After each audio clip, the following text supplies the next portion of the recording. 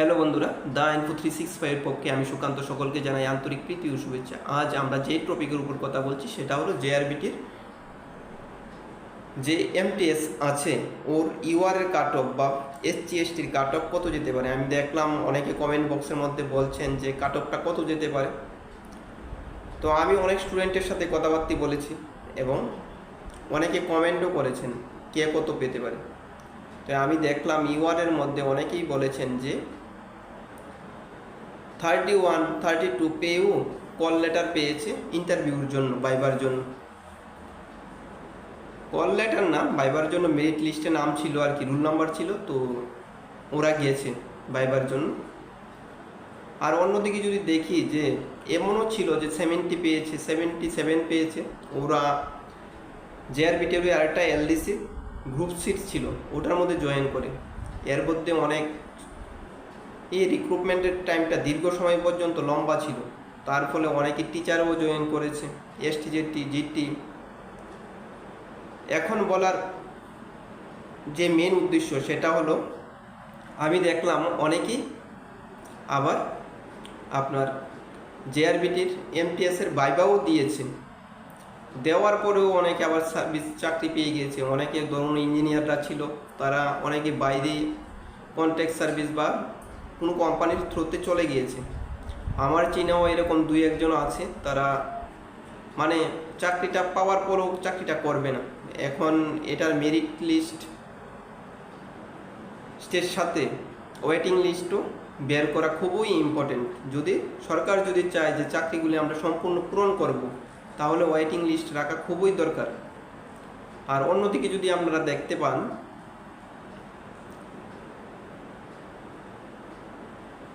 যেহেতু ভালো স্টুডেন্টগুলি আপনার এলডিসির মধ্যে চলে গিয়েছে, তাহলে আমরা ইউআরের ক্ষেত্রে এখন বিবেচনা করলে দেখা যায় 45 থেকে 47ও যদি পাই, তাহলে আমার মনে হয় ইউআররা পেতে পারে, সম্ভাবনা বেশিই আছে।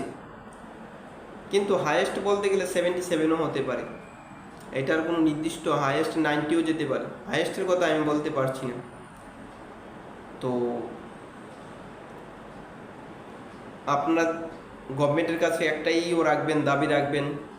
এখন তো আপনারা জানেনই কিছুদিন পরে বা কালকে পরশুর থেকে হয়তো মন্ত্রিসভার মধ্যে অধিবেশন আসবে। তো আপনারা যদি এমএলএ বিভিন্ন মণ্ডলে যান বা এমএলএদের সাথে কথাবার্তা বলেন, তাহলে তারা এটা মন্ত্রিসভায় দাবি রাখবে যে যাতে ওয়েটিং লিস্ট রাখা হয়। আবার এদিকে যদি বলতে যাই, আমরা এলডিসির মধ্যে লক্ষ্য করেছিলাম যে ওয়েটিং লিস্ট রাখা হয়েছিল না, এবং প্রায় 1800 কতটা পোস্ট জানি চাকরি ছাড়া হয়েছিল, প্রায় 2410টা পোস্ট ছিল। কিন্তু এমটিএসের মধ্যে 2500 পোস্ট ছিল, কিন্তু 2410টা পোস্ট ছিল, এর মধ্যে 1800 সামথিং তারা মেরিট লিস্ট বের করেছিল। এর মধ্যে অনেকে আবার জয়েনই করেনি, কারণ অনেকেই বাইরের থেকে ইন্টারভিউ দিয়েছিল বিভিন্ন স্টেট থেকে, ওই স্টেটের মধ্যে আবার সার্ভিস পেয়ে গিয়েছে। তো এটা তো প্রায় 3-4 বছর লাগিয়ে ইন্টারভিউটা হয়েছিল। তো সেই জন্য অনেকে যেহেতু ওর স্টেটে পেয়ে গিয়েছে, এখানে এসে জয়েন করেনি। তো এটা যদি আমরা উপলব্ধি বা লক্ষ্য করি, তাহলে আমরা দেখতে পাই যে প্রায় 500-র মতো ভ্যাকেন্সি আমার মনে হয় এখনও খালি আছে। যদি ওয়েটিং লিস্টে লোক থাকতো, তাহলে 500 লোক ঢুকানো আরও যেত। তো এই উদ্দেশ্যে আমি বলছি, যদি আপনারা ওয়েটিং লিস্টের দাবিটা রাখেন সরকারের কাছে, তাহলে আমার মনে হয়, আর সরকারও যদি সবগুলি পোস্ট ফিল আপ করে, কারণ এখানে তো মনে করেন যে টেকনিক্যালের ব্যাপার নেই, সবাইকেই ঢুকানো যেতে পারে। যদি সবগুলি পোস্ট পূরণ করে, তাহলে আমার মনে হয় 44 বা 43 এরকম নামতে পারে।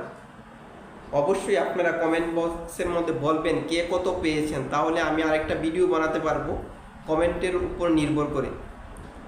আর এসসির ক্ষেত্রে এটা 40-20 বলা যেতে পারে, 40 পেল, কারণ আমরা যে সময় দেখলাম যে জেআরবিটি গ্রুপ সির ক্ষেত্রে এসসি আর ইউআরের মধ্যে মানে আকাশ পাতাল ডিফারেন্স এরকম ছিল না, 10-15 এরকম ছিল ডিফারেন্সটা।